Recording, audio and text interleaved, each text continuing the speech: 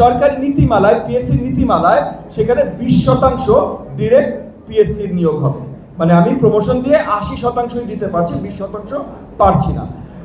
বাকিটা পুরো নতুন শিক্ষক নীতিমালার উপরে ইতিমধ্যে আমার প্রাথমিক শিক্ষা অধিদপ্তর কাজ করছে। এই যে আমার পাশে প্রাথমিক শিক্ষা অফিসারের পলিসি ডিভিশনের ডিরেক্টর মহোদয় আছেন, ওনারা এই মুহূর্তে ওনারা কর্মরত আছে এই নতুন টিচার পলিসি প্রণয়নে। ওনারা একবার এটা ফাইনাল করলে তারপর এটা মন্ত্রণালয় যাবে, মন্ত্রণালয় সেটা পাস করলে তারপর ক্যাবিনেট থেকে অ্যাপ্রুভড হয়ে আপনাদের সামনে চলে আসবে।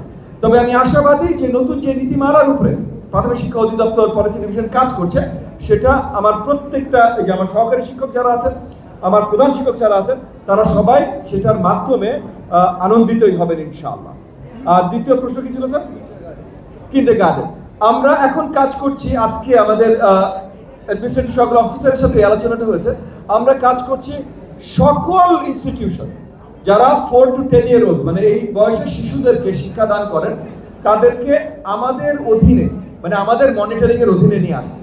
সো রেজিস্ট্রেশন ইতিমধ্যে আপনার লিগ্যাল রিকোয়ারমেন্ট, কিন্তু অনেকে মানছে না।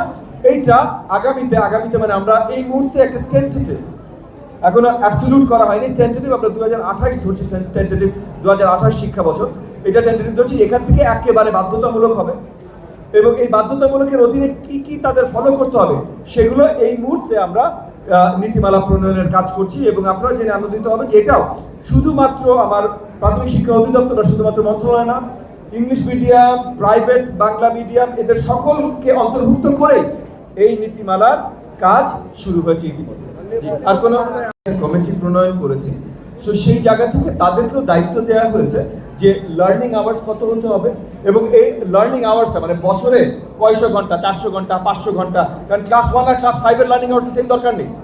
তো ক্লাস 5 এর কয়শো ঘন্টা, ক্লাস 1 এর কয়শো ঘন্টা, এগুলো নির্ণয় করে এটা সহজতর মানে কত দিনে ব্রেকডাউন করলে এটা আরো সহজতর হয়, তার ভিত্তিতে পুরো অ্যানুয়াল ক্যালেন্ডার তৈরি হবে।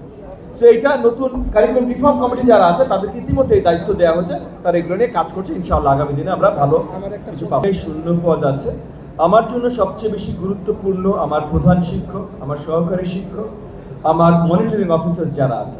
এবং এই জায়গাগুলোতে এই দুটোই আমার টোটাল অ্যাডমিনিস্ট্রেটিভ মনিটরিং অফিসার যারা আছে তাদের জন্য নতুন নীতিমালা তৈরি হচ্ছে এবং আমার শিক্ষক প্রধান শিক্ষকের জন্য নতুন নীতিমালা তৈরি হচ্ছে। মানে শিক্ষক প্রধান শিক্ষকের যেমন ট্রেনিং থেকে শুরু করে মিনিমাম রিকোয়ারমেন্ট, তাদের পদোন্নতি, তাদের পে স্কেল, সব কিছু নতুন নীতিমালায় আসছে, তাদের ট্রান্সফার পলিসি সব কিছু নতুন নীতিমালায় আসছে।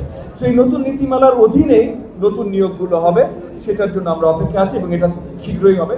বাকি যে আপনি কর্মকর্তা নিয়োগ বলছেন, এগুলো এখন থেকে এটা ফাইন্যান্স মিনিস্ট্রি থেকে যে ইনস্ট্রাকশনটা এসেছে, এগুলো আর রেভিনিউ বাজেটে নিয়োগ হবে না, এগুলো আলাদা আউটসোর্সিং কর্মকর্তা হিসেবে নিয়োগ হবে। তো আউটসোর্সিং কর্মকর্তা হিসেবে যেইভাবেই ফাইন্যান্স আমাদেরকে জানাবে, ইনস্ট্রাকশন দেবে, সেইভাবে আমাদের মন্ত্রণালয় সেই আলোকে সেই আপনার নিয়োগ নীতিগুলো তৈরি করবে।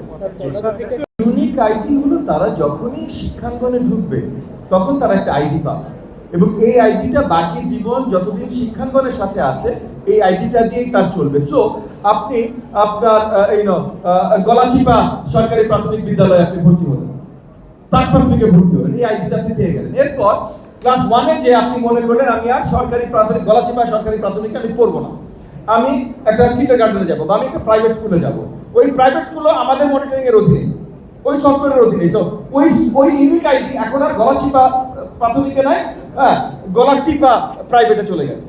তো কিন্তু এখন আর ওই যে ওই ইউনিক আইডির নামে গলাচিপা প্রাথমিকে কেউ আর টেক্সট বই, মিড ডে মিল, ইউনিফর্ম এগুলো কিছু নিতে পারছে না, এগুলো যদি যাওয়ারও থাকে যাচ্ছে গলাটিপা প্রাইভেট। এই যে ইউনিক আইডিটা নিয়ে সে বাকি শিক্ষা জীবন ওটা দিয়েই তার পদার্পণ, এটা হলো ইউনিক আইডির বেসিক ভিত্তিটা।